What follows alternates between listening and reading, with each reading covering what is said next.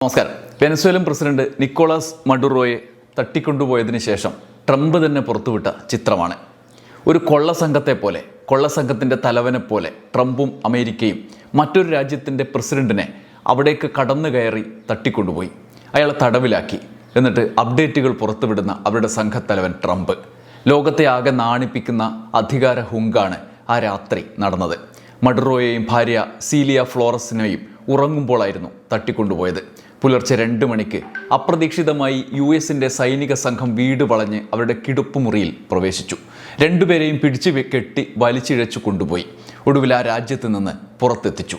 ലോകം ഞെട്ടിത്തരിച്ച് നിൽക്കുകയാണ്. ട്രംപിൻ്റെയും അമേരിക്കയുടെയും തെമ്മാടിത്തത്തിനെതിരെ ലോകം മുഴുവൻ പ്രതിഷേധിക്കുന്ന ഘട്ടത്തിൽ എന്താണ് നടന്നത് എന്ന് നമുക്ക് ഈ വീഡിയോയിൽ പരിശോധിക്കാം.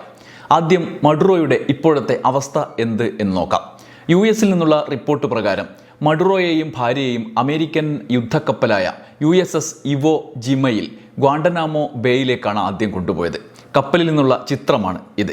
ഗ്വാണ്ടനാമോയിൽ എത്തിച്ച ശേഷം ഇരുവരെയും US-ന്റെ സൈനിക വിമാനത്തിൽ ന്യൂയോർക്കിൽ എത്തിച്ചു. സ്റ്റ്യൂവർക്ക് എയർഫോഴ്സ് ബേസിൽ നിന്ന് ഇരുവരെയും ഹെലികോപ്റ്റർ വഴി മാൻഹാട്ടനിലേക്ക് കൊണ്ടുപോയി. മാൻഹാട്ടനിലെ US ഡ്രഗ്സ് എൻഫോഴ്സ്മെൻറ്റ് അഡ്മിനിസ്ട്രേഷൻ്റെ ന്യൂയോർക്ക് സിറ്റിയിലെ ആസ്ഥാനത്ത് എത്തിച്ചതിന് ശേഷം ബ്രൂക്സിനിലെ മെട്രോപൊളിറ്റൻ ഡിറ്റൻഷൻ സെൻറ്ററിൽ എത്തിച്ചു.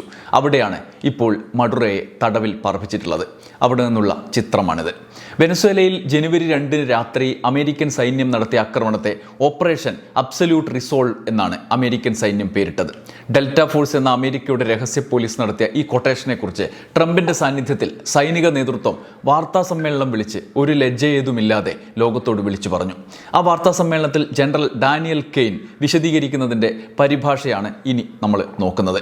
കെയ്ൻ പറഞ്ഞത് ഇങ്ങനെയാണ്: കഴിഞ്ഞ രാത്രി അമേരിക്കൻ ഡിപ്പാർട്ട്മെൻറ്റ് ഓഫ് ജസ്റ്റിസിൻ്റെ അഭ്യർത്ഥനയ്ക്ക് പിന്തുണയായി അമേരിക്കൻ പ്രസിഡന്റിൻ്റെ ഉത്തരവ് പ്രകാരം യുണൈറ്റഡ് സ്റ്റേറ്റ്സ് സൈന്യം വെനസ്വേലയിലെ കാരക്കസിൽ ഒരു ദൗത്യം നടത്തി. കുറ്റാരോപിതരായ 2 വ്യക്തികളായ നിക്കോളാസ് മഡുറോയെയും സിസിലിയ മദുറോയെയും നീതിപീഠത്തിനും നീതിക്കു മുന്നിൽ കൊണ്ടുവരാൻ ലക്ഷ്യമിട്ടിട്ടുള്ള ഓപ്പറേഷൻ. ഇത് ഓപ്പറേഷൻ അബ്സല്യൂട്ട് റിസോൾവ് എന്നാണ് അറിയപ്പെടുന്നത്. ജനുവരി 2-ാം തീയതിയിലെ ഏറ്റവും ഇരുണ്ട മണിക്കൂറുകളിൽ രഹസ്യമായി കൃത്യമായി ഈ ദൗത്യം നടത്തി. മാസങ്ങളുടെ ആസൂത്രണത്തിൻ്റെയും റിഹേഴ്സലിൻ്റെയും പരിസമാപ്തിയായിരുന്നു ഇത്. സത്യസന്ധമായി പറഞ്ഞാൽ അമേരിക്കൻ സൈന്യത്തിന് മാത്രം നടത്താൻ കഴിയുന്ന ഒരു ഓപ്പറേഷൻ. ഞാൻ ചെയ്യാൻ ആഗ്രഹിക്കുന്നത് നമ്മുടെ ടാക്ടിക്സ്, ടെക്നിക്കുകൾ, പ്രൊസീജിയേഴ്സ് എന്നിവയിൽ വെളിപ്പെടുത്താനാവുന്നത് അത്രയും തയ്യാറെടുപ്പിനെക്കുറിച്ചും വിശദാംശങ്ങളും മറ്റും സംസാരിക്കാനാണ്. ഈ തരത്തിലുള്ള ദൗത്യം വീണ്ടും നിർവഹിക്കേണ്ടി വരാനുള്ള സാധ്യത എപ്പോഴുമുണ്ട്. ഞങ്ങളുടെ ഏജൻസി മാസങ്ങൾക്ക് മുമ്പ് തന്നെ ഈ ലക്ഷ്യത്തിനായി പ്രവർത്തനം ആരംഭിച്ചു. തന്ത്രങ്ങൾ സങ്കീർണമായ വ്യോമ, ഭൂമി, ബഹിരാകാശ, സമുദ്ര ഓപ്പറേഷനുകൾ സംയോജിപ്പിക്കുന്നതിനുള്ള ദശാബ്ദങ്ങളുടെ അനുഭവത്തിൽ നിന്ന് സ്വാംശീകരിച്ചതായിരുന്നു. കഴിഞ്ഞ 2 ദശകങ്ങൾ ഞങ്ങളുടെ സ്പെഷ്യൽ ഓപ്പറേഷൻസ് ഫോഴ്സിൻ്റെ കഴിവുകൾ മൂർച്ച കൂട്ടിയപ്പോൾ ഈ പ്രത്യേക ദൗത്യത്തിന് നമ്മുടെ ജോയിന്റ് ഫോഴ്സിൻ്റെ എല്ലാ ഘടകങ്ങളും ആവശ്യമായിരുന്നു. അങ്ങനെ കാരക്കസിലേക്ക് നമ്മളൊരു വലിയ ഫോഴ്സിനെ തന്നെ ഇതിൻ്റെ തുടർച്ചയായി എത്തിച്ചു. എണ്ണയിട്ട യന്ത്രം പോലെ പ്രവർത്തിച്ച ഈ സംഘത്തിൻ്റെ ഒരു ഘടകത്തിൻ്റെ പരാജയം മുഴുവൻ ദൗത്യത്തെയും അപകടത്തിലാക്കുമായിരുന്നു. അമേരിക്കയുടെ ജോയിന്റ് ഫോഴ്സിന് പരാജയം ഒരു ഓപ്ഷനല്ല. കഴിഞ്ഞ രാത്രി കാരക്കസിന് മുകളിലുള്ളവർ ഹെലികോപ്റ്ററുകളിലും ഗ്രൗണ്ടിലും ഉള്ളവർക്ക് വേണ്ടി തങ്ങളുടെ ജീവൻ നൽകാൻ തയ്യാറായിരുന്നു. തയ്യാറെടുപ്പിനെക്കുറിച്ച് ഇങ്ങനെയാണ് അദ്ദേഹം പറഞ്ഞത്, കെയ്ൻ പറഞ്ഞത്: മദുറോയെ കണ്ടെത്താനും അദ്ദേഹം എങ്ങനെ ജീവിക്കുന്നു, എവിടെ താമസിക്കുന്നു, എവിടെ യാത്ര ചെയ്യുന്നു, എന്ത് ഭക്ഷണം കഴിക്കുന്നു, എന്ത് വസ്ത്രം ധരിക്കുന്നു, അദ്ദേഹത്തിൻ്റെ വളർത്തുമൃഗങ്ങൾ എന്തൊക്കെ എന്ന് മനസ്സിലാക്കാനുമുള്ള മാസങ്ങളുടെ പ്രവർത്തനത്തിന് ശേഷം ഡിസംബറിൻ്റെ ആദ്യം ഒരു കൂട്ടം യോജിച്ച സംഭവങ്ങളുടെ പശ്ചാത്തലത്തിൽ നമ്മുടെ ഫോഴ്സ് തയ്യാറായി. ഏറ്റവും കൂടുതൽ ശ്രമിച്ചത് സാധാരണ ജനങ്ങൾക്ക് പരമാവധി നാശം കുറക്കാനായിരുന്നു, പരമാവധി വിജയം സാധ്യമാക്കാനും. വെനസ്വേലയിലെ കാലാവസ്ഥ ഈ സമയത്ത് എപ്പോഴും ഒരു ഘടകമാണ്. ക്രിസ്മസിനും ന്യൂ ഇയറിനും ഇടയിലുള്ള ആഴ്ചകളിൽ അമേരിക്കൻ സൈന്യത്തിൻ്റെ പുരുഷന്മാരും സ്ത്രീകളും തയ്യാറായി ഇരുന്നു. ശരിയായ ട്രിഗറുകൾ നിറവേറ്റപ്പെടാനും പ്രസിഡന്റ് തങ്ങളെ ആക്ഷനിലേക്ക് ഉത്തരവിടാനും ക്ഷമയോടെ കാത്തിരുന്നു. കഴിഞ്ഞ രാത്രി കാലാവസ്ഥ മതിയായ തോതിൽ മാറി.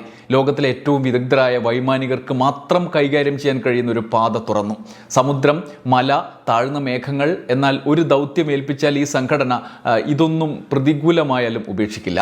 കഴിഞ്ഞ രാത്രി കിഴക്കൻ സമയം 10:46 അമേരിക്കൻ പ്രസിഡന്റ് സൈന്യത്തോട് ഈ ദൗത്യവുമായി മുന്നോട്ടു പോകാൻ ഉത്തരവിട്ടു. അദ്ദേഹം ഞങ്ങളോട് പറഞ്ഞു, good luck and go speed എന്ന്. ആ വാക്കുകൾ മുഴുവൻ ജോയിന്റ് ഫോഴ്സിനും കൈമാറി.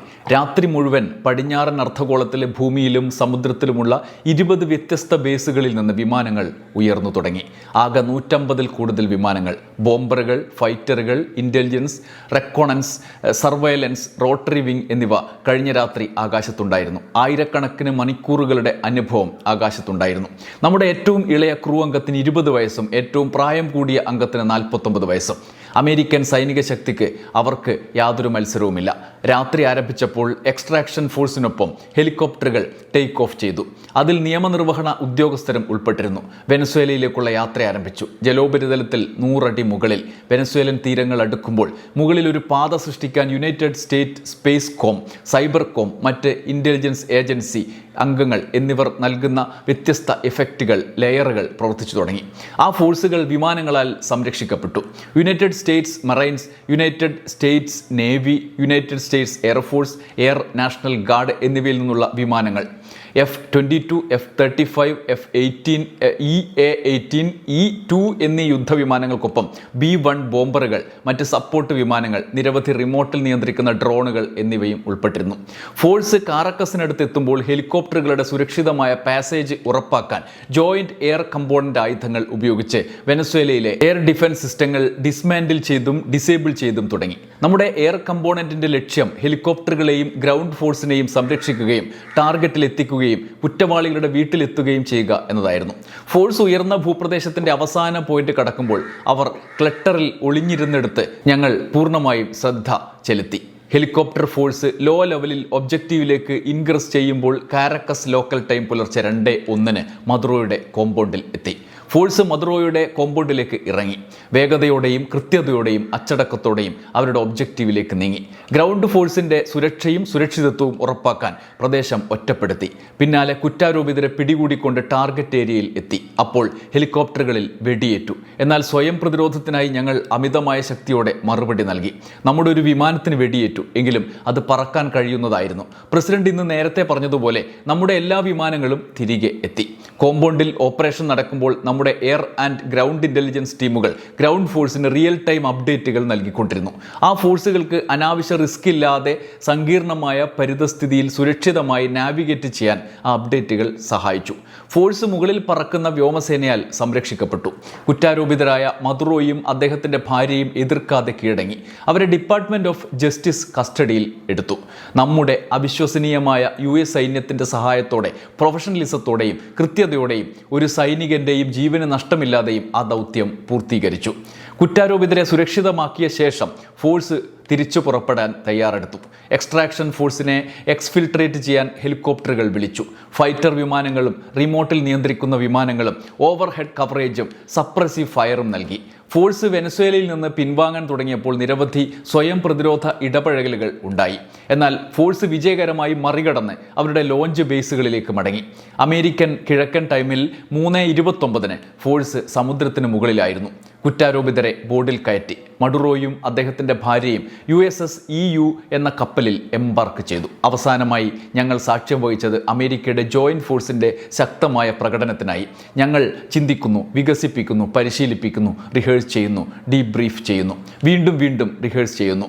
നമ്മുടെ ജോലികൾ കോമ്പാറ്റ് പവർ സംയോജിപ്പിക്കുകയാണ്. ഉത്തരവ് വരുമ്പോൾ നമ്മൾ തിരഞ്ഞെടുക്കുന്ന സമയത്തും സ്ഥലത്തും ലോകത്തെവിടെയും ഏതൊരു ശത്രുവിനെയും ഇത്തരത്തിൽ മറുപടി നൽകാൻ നമുക്ക് കഴിയും. ഇന്ന് നമ്മുടെ ജോയിൻറ്റ് ഫോഴ്സിനെ പ്രതിനിധീകരിക്കുന്നതിൽ ഞാൻ അഭിമാനിക്കുന്നു. കെയ്ൻ ഈ വീമ്പിളക്കൽ കഴിഞ്ഞതിന് ശേഷം നമ്മളൊന്ന് ആലോചിച്ച് നോക്കണം. ഇത് കേട്ട് ഒരു കെയ്ൻ പറഞ്ഞ് അവസാനിപ്പിക്കുമ്പോൾ ലോകത്തിന് മുന്നിൽ ഒരുപാട് ചോദ്യങ്ങളും ഉയരുന്നുണ്ട്.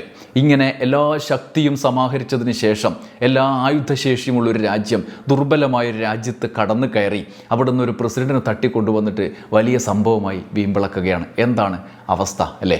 എന്താണ് നിങ്ങളുടെ പ്രതിബദ്ധത?